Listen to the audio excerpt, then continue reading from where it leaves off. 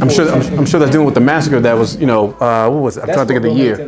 Okay, yeah. I can't tell you the year either. It's been about 3 years. Yeah, it's crazy. A lot of the white folks that were involved with that went on to become prominent folks in the community. There's at my alma mater, UNCG, there's a building named after one of the guys, ACOC, the ACOC building, and he has a building named after my sister's, or my ECU, the ACOC something street or whatever. A lot of prominent judges and government officials, and just yeah. Okay.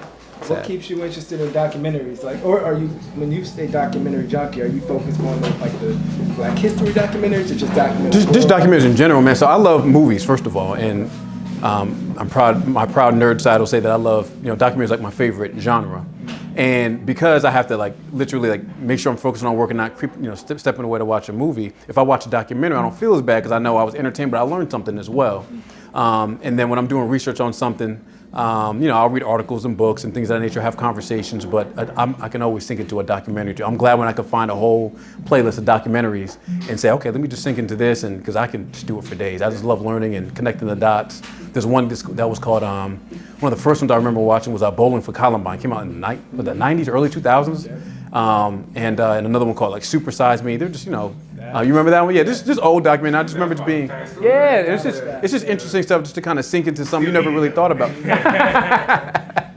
So I love how it can make me look at something different. But the other thing I have to take in consideration, just like anything, like a book or a talk you may watch or an article, is, whoever wrote the piece, directed the piece, more than likely this is their thing. So they always make it sound like it's the most important thing. You watch one on any environmental issue or race issue or this is the most important thing ever. So you have to take everything with a grain of salt, but and put it in perspective and kind of figure out whether it jives with your own values. But I still step away way more educated, and it makes me, leave me wanting more. I want to do a documentary one day. I admire what y'all do. I would love to be able to do this and do a documentary. I have so many topics I want to broach, but all I can do is write, so I just write.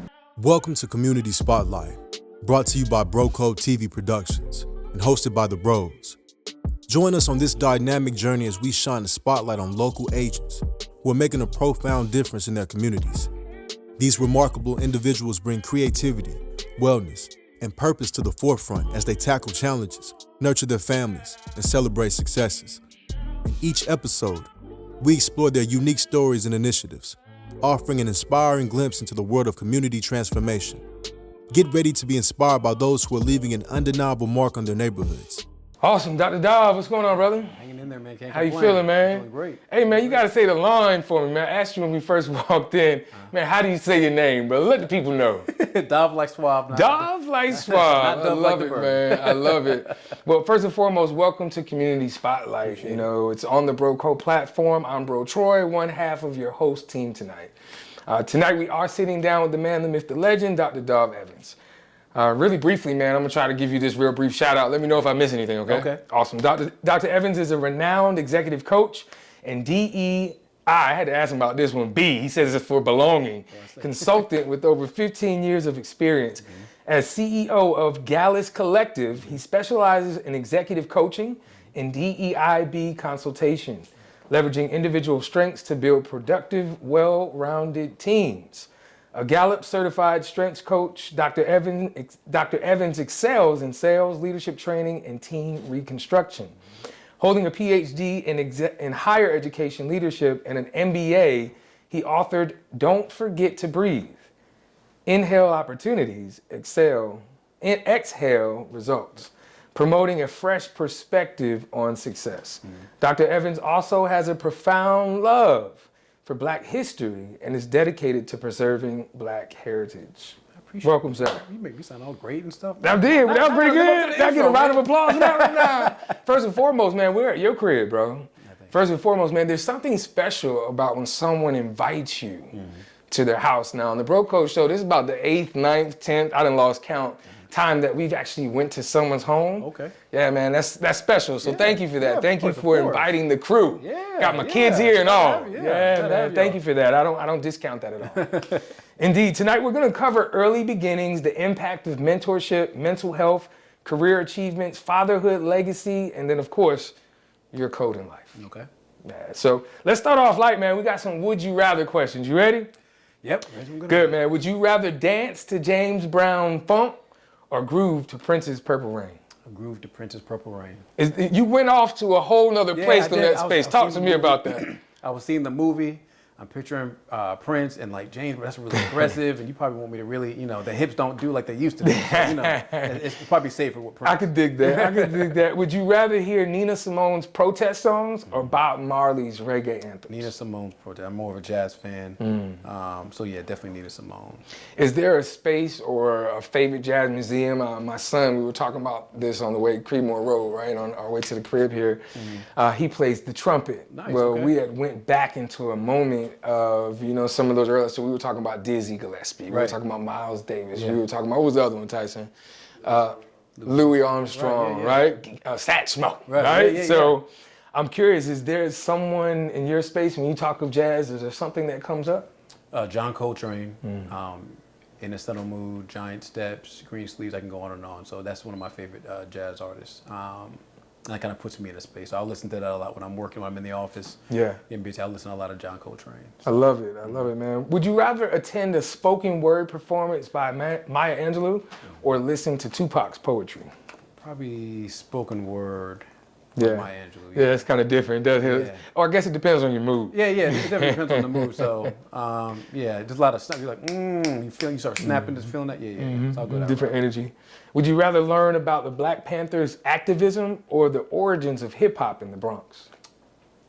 Origins of hip hop in the Bronx. I've seen a couple of documentaries on that. There's a docu-series on that. My godmother's from the Bronx. Shout out to my godmother. So I would love to watch that and then compare it to like how she grew, because she grew up around that time, Did she? late 70s, 80s, Yeah. when it was, being created. So Yeah. As a matter of fact, that I'm reading I love biographies. I'm reading Rakim's biography right now. So him talking about that, listening to him read it with his strong New York accent's funny too. So Yeah, I love that. We'll talk a little bit more about that. Yeah. Would you rather participate in a drum circle honoring African heritage or join a discussion on the legacy of Black Wall Street?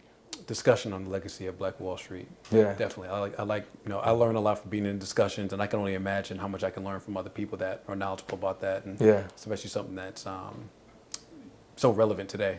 So yeah. I love it. And last but not least, would you rather attend a lecture on the history of African spirituality or participate in a workshop on African dance and drumming? I might stretch myself a little bit and do the latter. Some music elements in in the there. drumming. Don't ask me to play now, because that'll kill it. But yeah, it's like our heartbeat, though, right? Yeah, that rhythm, that bass, right? Yeah. It does feel natural, right? I could love that. Thank you. I appreciate it, community. This is Would You Rather Questions with Dr. Evans. Let's talk about childhood, man. Currently, you reside here in the RDU area, but we're currently filming at your home. But originally from, I believe, New York.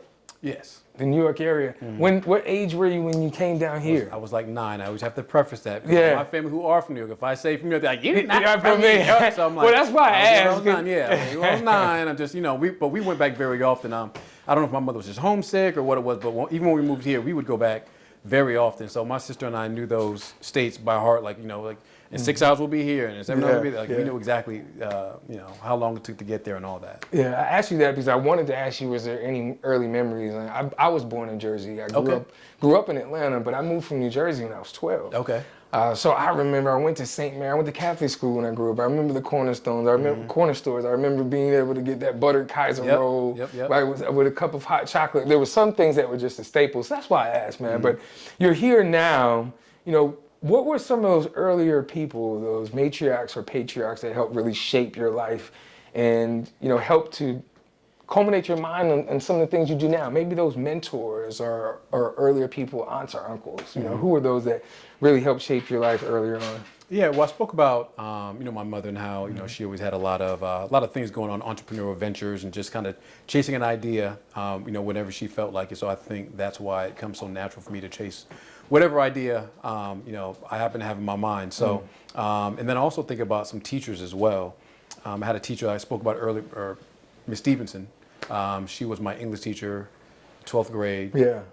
And she really encouraged me a lot. I was really, hesitant to move forward and do different things in school, but she really pushed me and continued to encourage me. So I really, really appreciate that, as well as a math teacher I had my senior year in high school, who also kind of talked to me and gave me, she, when I earned it, she gave me awards. She let me kind of hang out with her during her lunch break and ask her questions about, the homework from the night before, and I started to get better and better with my grades and building my confidence. So I really appreciate them letting me kind of take up their time as I was trying to figure things out and who I was and what my strengths were.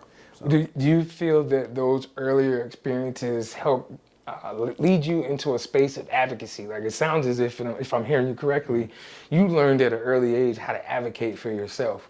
Well, those earlier experiences of advocating for yourself, look at what you do now and sharing a voice for others to help advocate as a whole and as a collective. Do you think that those were some of those earlier principles? Because you mentioned several teachers and educators, right? Do you think that was a space that helped get you where you are now? Yeah, absolutely. I think that that relationship is extremely important, to be in that space of, someone needs something, they need to learn, grow, and if you have it to give, even if it's just in a moment, it doesn't have to be in a formal setting, just, it can be one-on-one. I meet people in networking events all the time. I met a young gentleman who started off asking me about my consulting business, and then he started asking about marriage, started asking about kids. And if you have that nugget to give, I by no means know it all, but I can tell you about some potholes of, like, you watch out for that and watch out for that. So it's really helpful to be able to do that. And as you were saying, if I think back, teachers did the same thing for me, or even relatives did the same thing for me. I'm not telling you what to do, but you should certainly watch out for this and this, and you might want to consider doing X, Y, and Z. So I appreciate that. It makes the journey that much more palatable. So yeah, you use the buzzword that we take very highly when we talk about being a mentor, right? Wanting to add value to someone's life, right? With no hidden agenda, right? Just because I want to bring the best out of you and I want to do something kind. What part has mentorship played in your life, and what has that looked like? Me being the mentor, or mentorship towards you, right? Yeah. Earlier on, maybe going through college. Yeah, it was big. So one pivotal mentor I can think of, or two of them around the same time, was early on when I first kind of got into the corporate world, and I was also in my master's program at the time. I did this presentation for my class in my master's program, and the teacher for that course, the professor, he was also a professional speaker. I'd never heard about that profession at all. So he's like, "You're really good. You should think about this." And I was like, "That's the thing? People pay you to speak?" Right. And I'd always heard I was good, but I never thought anything of it, because I just thought it was like taking a test. If you study for the test, of course you do well. I didn't know I was like exceptionally well. No one ever said that. I just thought I was doing like everybody was supposed to do. So he told me that, he's like, "No, you can do this if you want to." And I thought about that.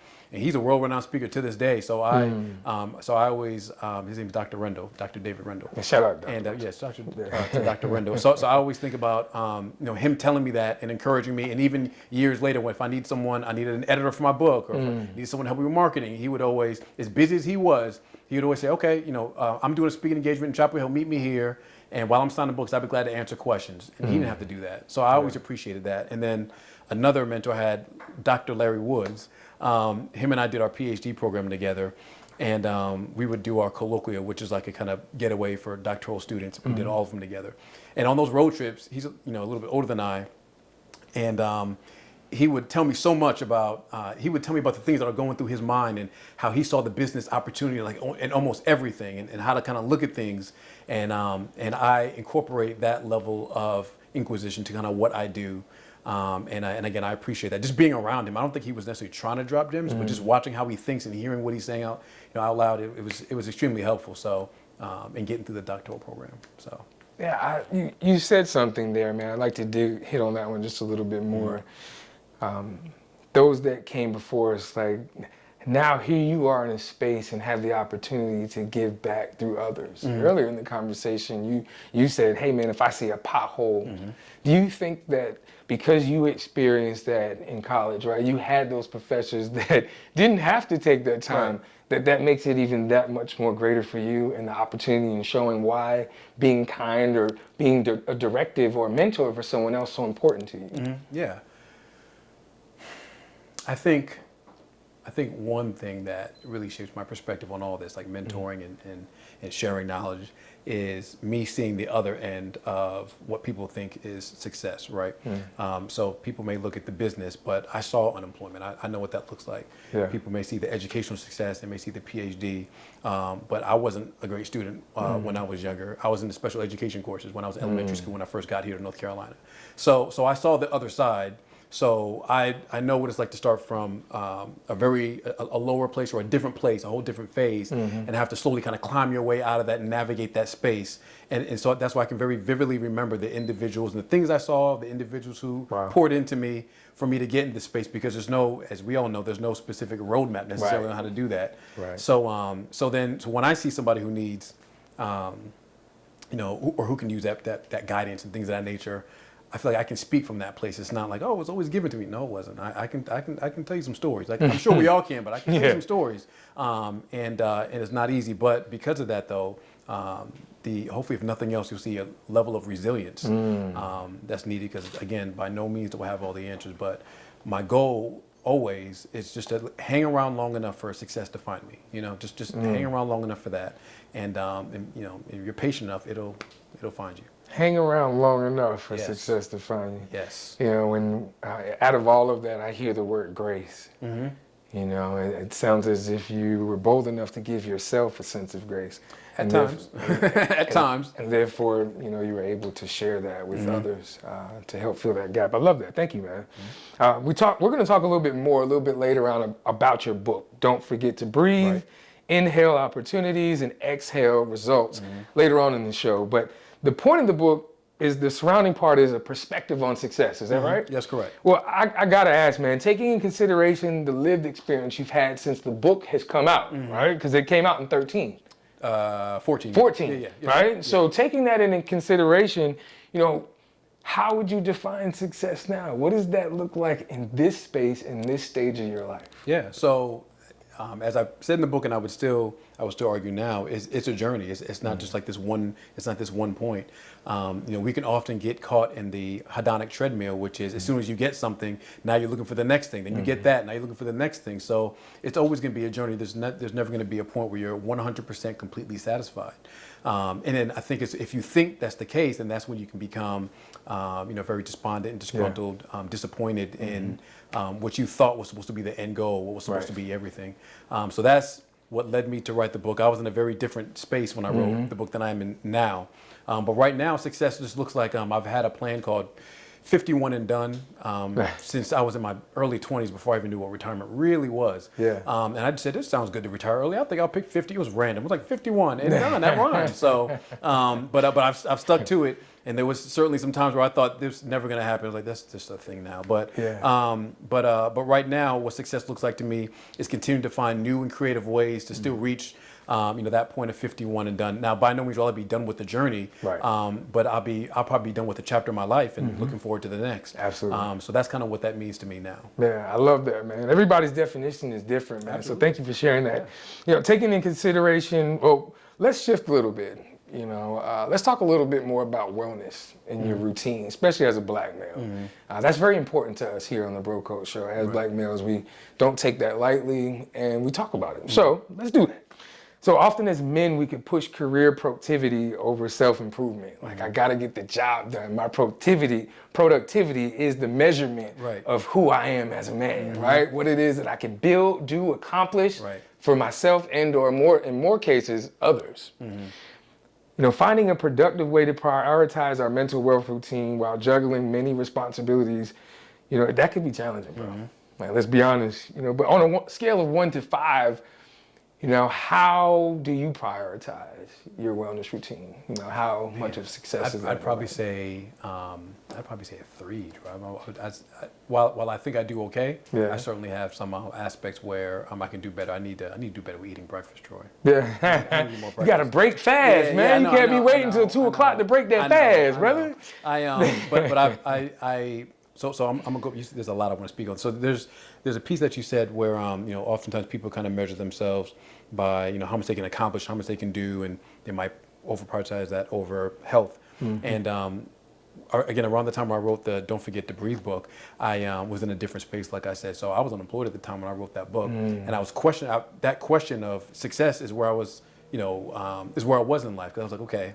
So if I don't have the career, how do I measure myself then? Do I just have no success? Is that what it is? And I went down a whole rabbit hole, and I started taking, small little notes here and there on stickies, and then more copious notes, and that turned into what looked like chapters, and that became the book. So I had to, for me at least, I had to almost redefine what success looked like because there was no career anymore. There was no awards and accolades that I was getting before it at the previous employer where I was let go. So again, I had to kind of redefine that. So in doing so, it was less about necessarily trying to get a certain amount of money or position and things of that nature, accolades, but it was more so continuing to progress in my journey because everything in me wanted to stop. I was like, let me just step away from the world, but I had to push through that. Like I said, hang around long enough for success to kind of find me, and that's what that was. But again, like I said, prioritizing health. I changed I've been a pescatarian for 12 years. Started right when Ellery was born, or he was about to be born. So May last month was 12 years. Wow.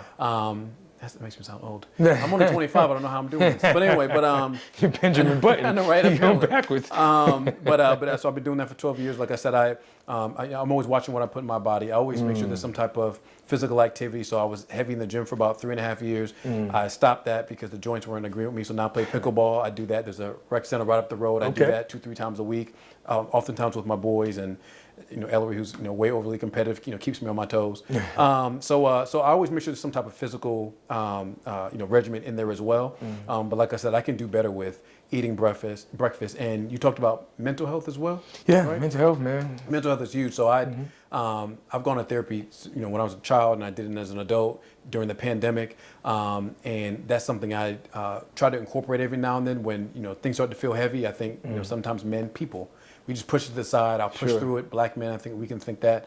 I was watching Atlanta because a friend told me don't watch it. And there was an episode where he was talking to the therapist. And I love that dynamic of just a black man talking to another black man. They looked about the same age and they were just having a conversation. That's right. It wasn't, not like there's anything wrong with it, but it wasn't one person laying on the couch and the other, this older white guy with a pipe just telling you. It was just two guys just having a conversation, and then one guy going, "Oh man, I hadn't thought about that before." That's some, and even though I've been to therapy before, it didn't look and feel like that dynamic. Right. So my sister said something wise to me once, where she said, finding the right therapist is like, it's like any other relationship. It's going to take time. You can't just go to one and think it's one and done. Right. So one thing that I've been challenged with doing is continuing to go through therapists until I find that type of relationship that makes me feel like that, like I'm having a conversation with my homeboy, and we just talking about what's really good until I get a great idea and go, oh, I never thought of that perspective. I never thought of that. So yeah, man, everything starts with a conversation. Yeah, absolutely. Normalizing those things and getting over the isms, phobia, and the bias will only support us. Absolutely. Yeah, absolutely. So we're going to talk more after the break about the work that you do, the spaces in DEIB, preserving the stories of Black history, fatherhood, and legacy. We'll be right back on Community Spotlight, only on the Bro Code Show platform. Discover the pinnacle of visual storytelling experiences with Bro Code TV Productions.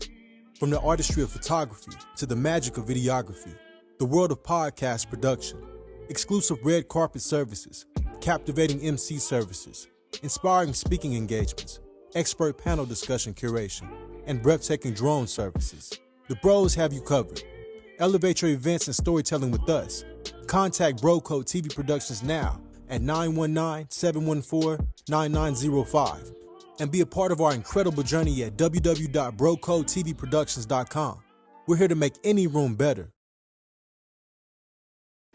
Dr. Evans, what's good, brother? How you doing, man? Great, can't complain. Good, man. Words matter, man. And before the show, I asked you, I said, if you could describe yourself in one word, what would it be? And the word that you used, I believe, was inquisitive. Correct. Is that right? I would, yeah. Talk to me a little bit more about why you chose that word.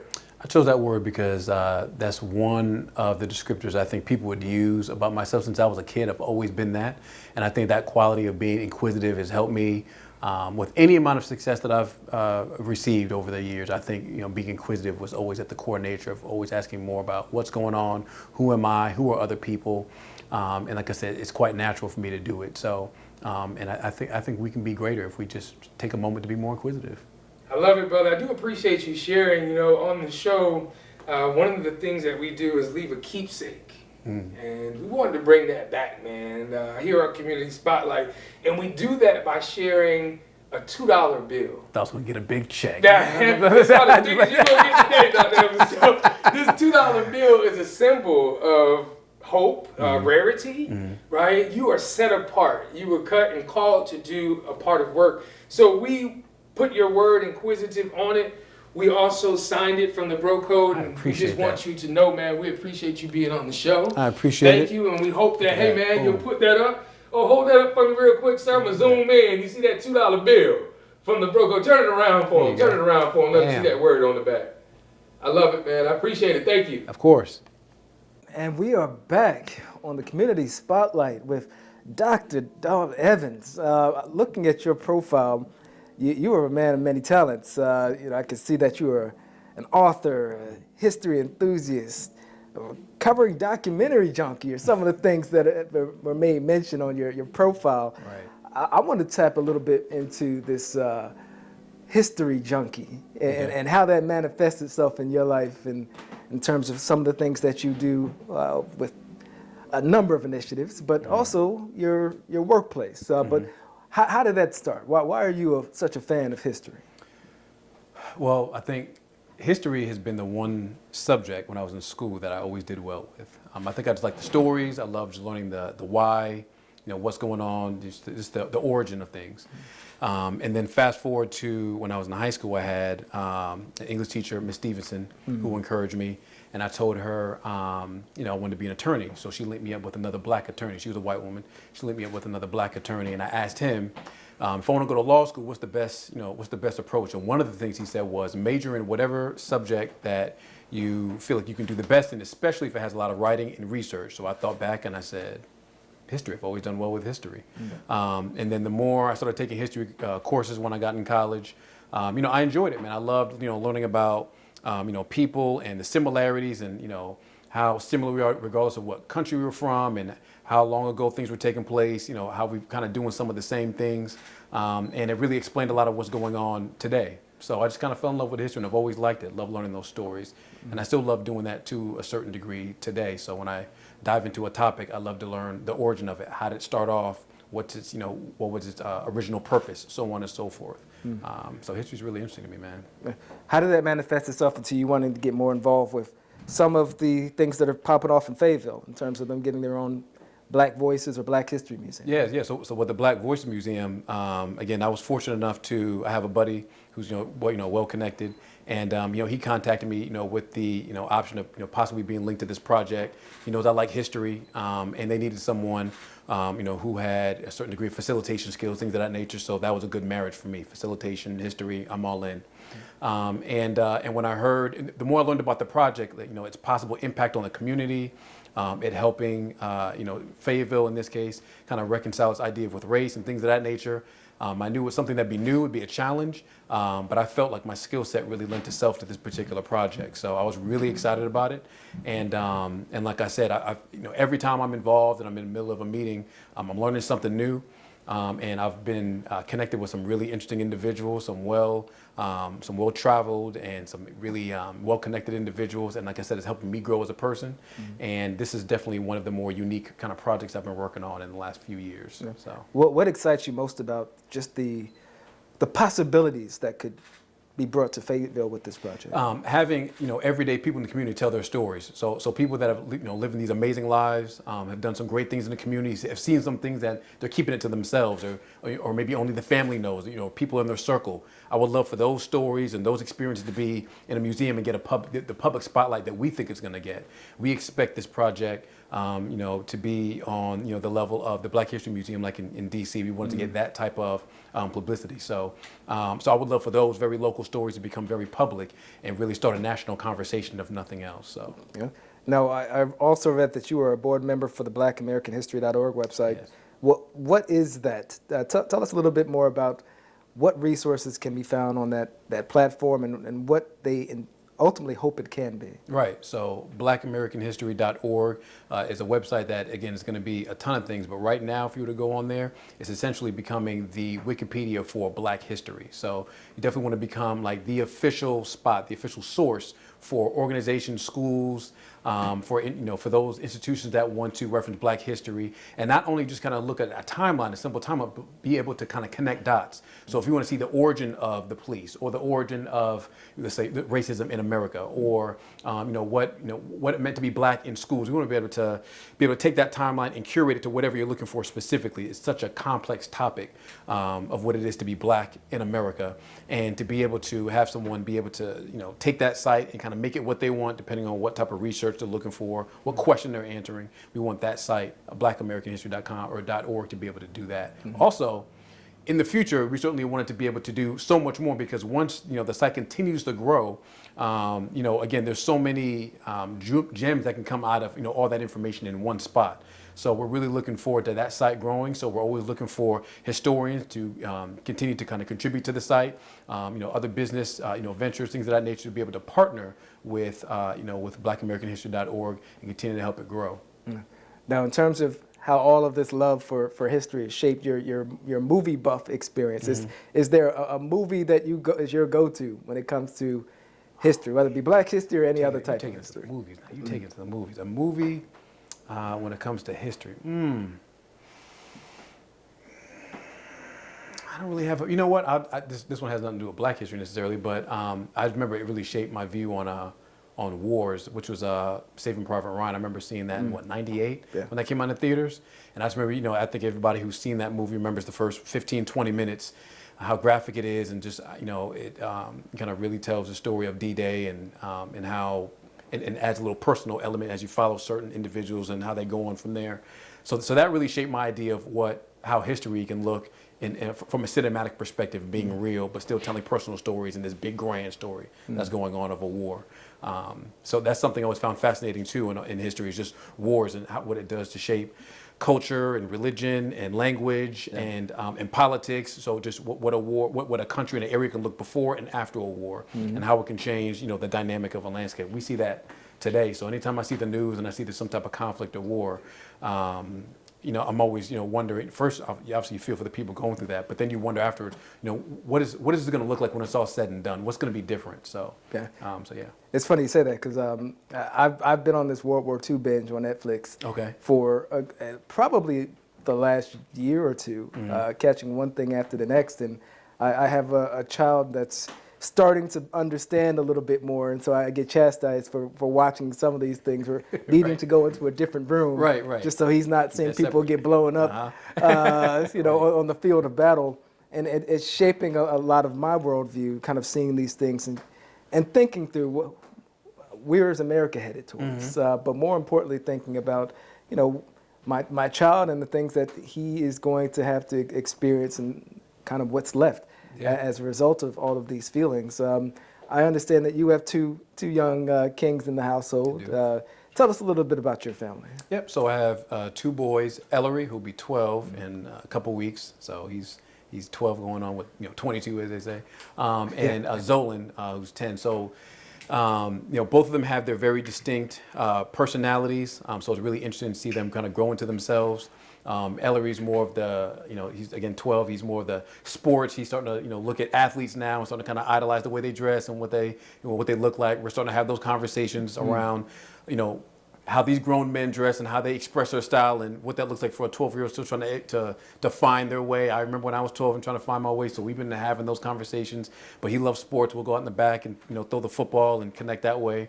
And Zolan is my mini-me. He looks more like me and acts like me. So he's the nerd who'll take the sign set, go out in the back and just be by himself and start mixing stuff. And but I love it. You can hear the way he talks and the way he asks questions. He's always dissecting things. He has that very inquisitive nature that I had when I was young.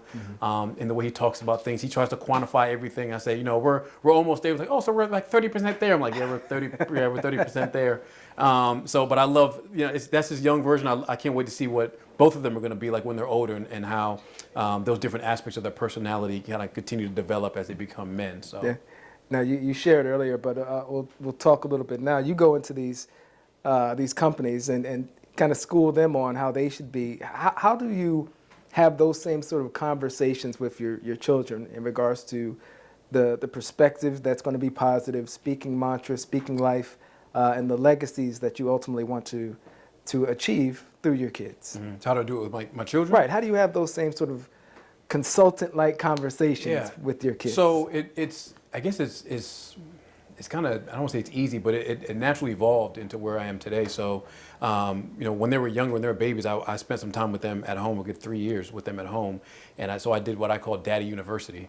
And so starting out with literally the very basics of shapes and sounds and letters and reading words. So it started off with that very basic, and then it just kind of grew from there. So now that they're older, you know, we used to do a talk before they, you know, went off to school, just, you know, 5-10 minutes, and we would talk about time. We would talk about, you know, what it is to always be early, respect people's time. We would talk about knowledge is power. You know, we would talk about money. We would talk about negotiating. You know, we have all these conversations that I didn't really explore and start thinking about until I was, you know, in my 20s, and it just felt good to kind of teach them about these things. One of the things that you kind of touched on that we also talk about is legacy. You know, what is it? You know, what do you want people to know about you, remember about you when you're gone? Because whatever that is, you need to be doing a lot of that now. You can't do it sometimes and expect people to think, oh, they were about that. You did that once or twice. So if you want people to remember you about your music or your personality or the way you help people, whatever it is, that needs to be your brain that's consistent. So I say that to adults and I say that to my children. Yeah. It feels more impactful to my children because they're still becoming, you know, whoever they are. So my hope, we'll see if this works, but my hope is that it'll be ingrained in them so much that by the time they're men, it'll be nothing for them to always be thinking about legacy in the back of their mind because they've been hearing it since they were like you know, literally in elementary school. So again, that's the goal. We'll see. This is all a big experiment because I didn't grow up with a father, so by no means do I you know, claim to know it all, but I definitely have a perspective, and like I said, we'll see how it works out. Yeah, you know, I was reading some of the book and listening to some past podcasts that you've done when it comes to not forgetting to breathe and how to visualize success. What would success look like for? Well, let me take a step back. Still from the angle of your children, you know, as a father with two young boys, do you have an idea of where you want them to be, or do you allow them to define success kind of on their own merits? Yeah. So that's a good question. Someone told me years ago when they were still babies. They said they had this perspective of, you know, a kid like. They compared it to like a seed, like a fruit seed, or you have a seed and you don't know what kind of seed that is. I mean, especially me, I don't know anything about plants. Yeah. So you have no idea what kind of seed that is. So it's not your job necessarily to take the seed and coax it into being a specific type. I need you to be a flower or a pumpkin or a tree. You just all you know is you need to take care of it if it's going to be whatever. Whatever it's going to be, you have to water it, give it the proper amount of sunlight, so on and so forth. And I like that perspective because, you know, if I think about myself, someone who has been kind of forced into a box when I was younger and it never really fit me. And, you know, later in life figuring out I should be able to do, you know, whatever I want to do. And that's where I find my version of success. I want to be able to do that same thing for my kids. So I try my best to not have a very specific goal in mind in terms of you need to be a this or that. I tell them that all the time. You don't have to be like me. You don't have to get a PhD. You don't have to go to college necessarily. But I do want to make sure that you have the tools and the know-how and you're not scared to do any of these things. So if you want to do real estate, start a business, go to college, you're not fearful of any of it. It's all very regular to you. So I think starting a business and moving forward with my ideas, whether it's a book or a business or speaking, comes from my mother, who would literally do whatever. She did a sewing school, she does a game show that she still has, she does speaking, she just does whatever just happens to come to her mind. So while she never really sat me down and talked about entrepreneurship, she very much played out what it looks like just to pursue an idea. Don't be scared, just do the idea. So that's what I want my kids to do. Just do what you want to do. And as long as you're happy, you're not hurting anyone, you're progressing and moving forward, you know, then if nothing else, you're at least on the right path to getting to whatever it is you want to be. So. Now, you made that journey for yourself in regards to kind of moving out of the corporate box, and starting life as I won't say starting, but you've been involved for quite some time, but doing your own thing from a consulting perspective. How do those conversations shift to the employees, to the management groups, to kind of get them to get out of their own way? Well, it really depends on what their goals are. So with any group or department or division or just an individual that I speak with, it's really more so asking questions. The fact-finding process is important. I don't want to make any assumptions. So, you know, what is it that you want? I can get a good idea of, you know, what's hindering you, not what you think is hindering you, but what's the real, you know, root cause. And then that gives me a good idea of, you know, what, you know, where I fit in the equation, if I even fit in the equation, because I'm not always the solution, obviously, right? So it starts with a conversation. And oftentimes what I find, though, is that there's usually a fear that stems from, childhood or something early on. So they tried something, it went all the way left, it went wrong, and then now that fear has become debilitating to where now they can't move forward and pursue whatever it is. So we kind of talk through that and what that looks like. Again, there's 1,000 ways I can go with this, but one of the common things I'll say one way or another is that, obviously none of these lessons are free. So it doesn't matter if you go to Harvard Business School or whether you try real estate and then fail. Either way, you got a lesson out of it. And that lesson is the time, money, and energy that you put in is what you paid to get that lesson. So you can pay Harvard or you can pay with your pocket when you buy that property. Either way, you're going to pay for the lesson. Either way. So you're going to have to pursue something if you want to move forward. So there's nothing necessarily to be scared of, but I understand how people sometimes want the comfort of a structured program to make them feel like I'd rather learn this way. I'd rather go to a real estate school. I'd rather go to a business school and get that structure and invest in that and do it that way. But either way, you're going to pay for the lesson. And then we kind of talk about, that mindset and shifting from a fear mindset necessarily into more of a progressive mindset that lets you do something that sounds like what you all are doing a great job of, which is kind of striking out on your own.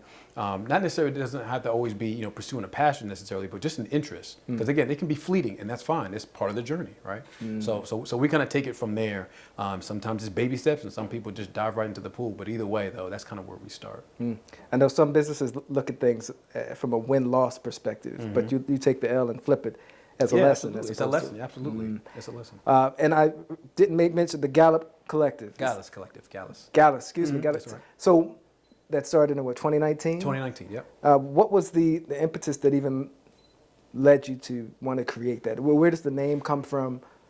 That's a good question. So in 2019, this was my third iteration of this business. So I love it when people, look at, whatever I'm doing now, like, oh, you just successful. And then like, no. I was doing this since like '08. Right. But there was just two different businesses. But anyway, so again, I started and, a consulting business, twice before. And in 2019, I said, I'm going to do this again. There's just a series of things that happened. One thing that happened was I had the good fortune of running into a young lady who needed, she worked in HR, and her and her team needed an HR retreat. Up to that point, I'd never done an HR retreat before. She said, can you do that? And I was like, yes, I can. Have I done an HR retreat? No, I have not. But based on what was needed, though, I knew that I had the skill set. I knew how to facilitate. I can research, and I can certainly get people thinking. I can make a whole session interactive. I knew I can do those things. And once I did research, I was like, okay, I can put my own spin on this, and I did it. The organization was big enough to where after I did it, apparently I did a great job. They called me back. Other departments wanted to work with me. This is completely accidental. And what I learned from that was, every time you do any type of event or any type of workshop, things of that nature, that's your audition, always. And I never looked at it that way before. For me, it was always a one and done. So that was an audition. I was like, okay, now I see. So I started to grow from there. So every time I had other events from there, I did it like an audition. Like, I don't know if I'm gonna ever work with them again, but I want to wow them. So they call me back again like how they did the first time. Yes, sir. And then that's exactly what happened. So, and that's how it's kind of been growing from there. But the Gallus, the name, I don't know, I like being creative. I like weird stuff. And I just found it. It meant bold. And I was like, this, what I'm doing feels bold and audacious. It feels new. I'm doing this again after bumping my head 2 times before. Why am I doing this? But I'm gonna be bold and do it. In 2019, when I started this, I was still working full time, and unfortunately, things with that company just did not go great. We ran into the pandemic shortly thereafter, so I was remote. I hadn't been there that long. I was literally the only minority in that organization, the only minority. Wow. So, and then when George Floyd happened, we had the most awkward conversation afterwards, as the only minority in that space, talking about what just happened, and I couldn't sleep. I think I'm pretty sure I had some issues around anxiety. It was just a perfect time. My business was growing, and it was a perfect time to kind of part ways. And I'd never done that before. It felt really stupid at the time. But I'm glad I did that, kind of struck out on my own, and started doing the consulting, as well as I had a networking event that I did at the time as well for Black professionals. All that kind of grew off of just kind of growing and trying to do something different with this third iteration of my consulting business. Now, does that networking event still take place in Durham? It does not, but I will be bringing it back soon. It was called the Gallus event. Yeah. And again, it was there's this info on my website about it, video. It was an event a networking event for Black professionals to connect. So when I was starting my business, I would, and networking a lot, I'd be in these spaces that didn't feel like it was quite welcoming to us all the time. You know, sometimes it was, but not all the time. And I don't really like networking. I understand the benefits. So what I ended up doing, I didn't know I was doing this at the time. I ended up creating a networking event that I would like. That's all I did was create a networking event with the music I like, had the wine, had a speaker, had Black vendors. And when I look back at it, I'm like, this just looks like something that I would go attend. And if you build it, they will come, right? So Black people, Black professionals in the area came to attend. And one thing I like about that, and I would give this advice to anybody, is, when you create an event like that, everybody and everything makes sense. Yeah. So, if I had that event right now, you all make sense because you all can video the event, right? And you can speak at the event, you can be a vendor at the event, you should just attend the event. Like, everybody makes sense now. I need to have a conversation with everybody. Everybody makes sense. Yeah. So having that event, I really missed it. I love what it did for professionals to give them a platform to speak and share their knowledge, and for us to connect and share contacts. And it was just, good to kind of let our hair down and have fun. And I missed that space. I'm making me nostalgic. I won't do too much, but I do want to take us back a little bit to 2020. So you mentioned the unfortunate events with George Floyd, but I guess if there's one silver lining that came from it, it created this new enthusiasm for diversity, equity, and inclusion efforts across the board. It did. In recent months and years, that same level of attention and fervor seems to be getting kind of hit in the face from a variety of different places. How has that shifted, or has it shifted, your business mantra and your model to kind of either conform to some of this pressure and or push through it? So I haven't had to really conform as much, just because, with my consulting, I consult on a variety of topics, right? So DEIB is certainly one of the main focuses that I bring to the table, because even if the workshop or talk isn't specifically on that, whatever I'm speaking on or facilitating a session on, there's always an element of that in there regardless. So I'm doing one for leadership for another division in a few months, and diversity is going to be, certainly part of the foundation of that. They didn't ask for that, but I had talks with them about that to help them understand how important that is. So even though they might not have this in the back of their minds, I always do as a Black man who has worked in these predominantly white spaces. So that's why I haven't had to shift too much, because you can always make sure that you highlight the importance of whatever they're talking about: leadership, customer service, whatever it might be. The other thing is, as you mentioned, obviously, DEIB is certainly taking a hit.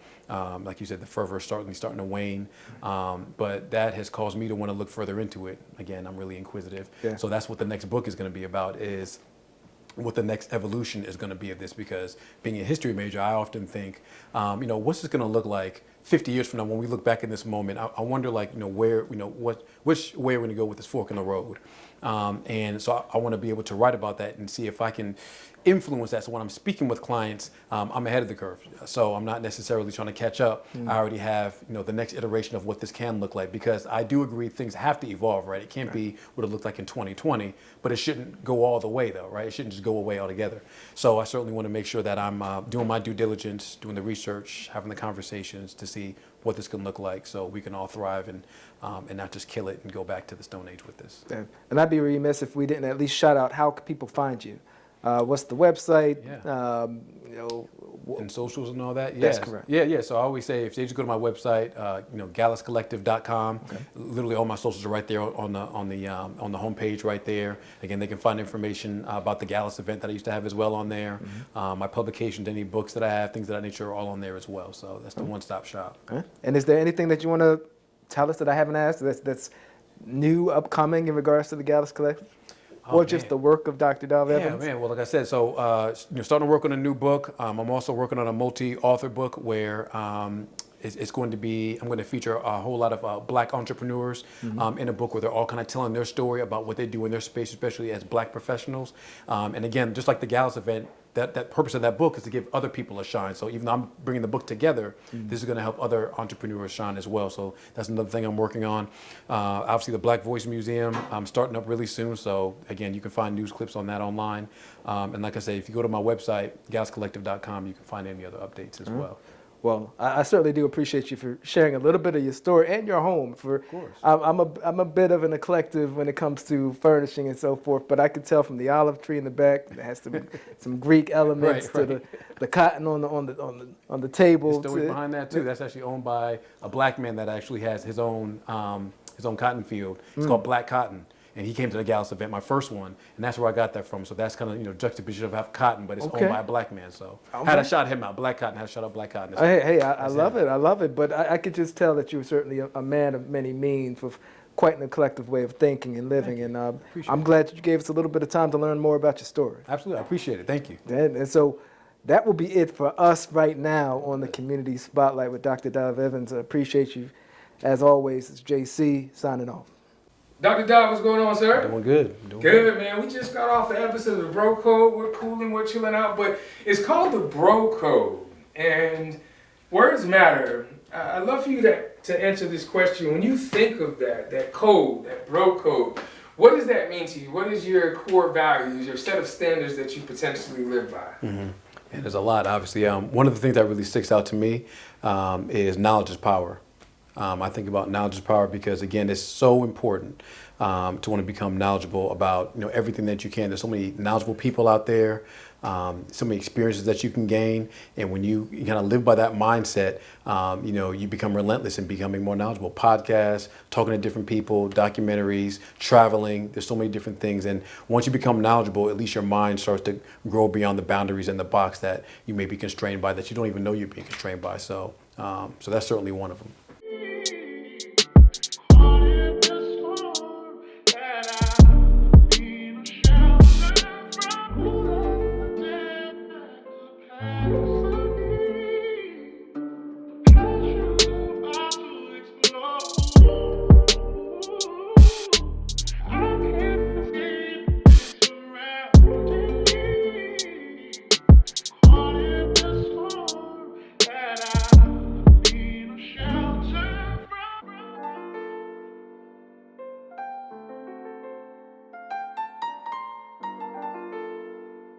Dr. Evans, you just got off of an episode of the Community Spotlight on the Bro Code platform, the dopest TV show in all of North Carolina, Absolutely. taking over the world. Right.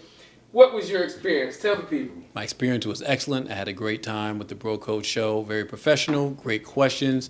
I'm surprised this is not on CNN or something like this at this point. Again, I had a great time, and I'm looking forward to kind of seeing future interviews for the Bro Code show as well.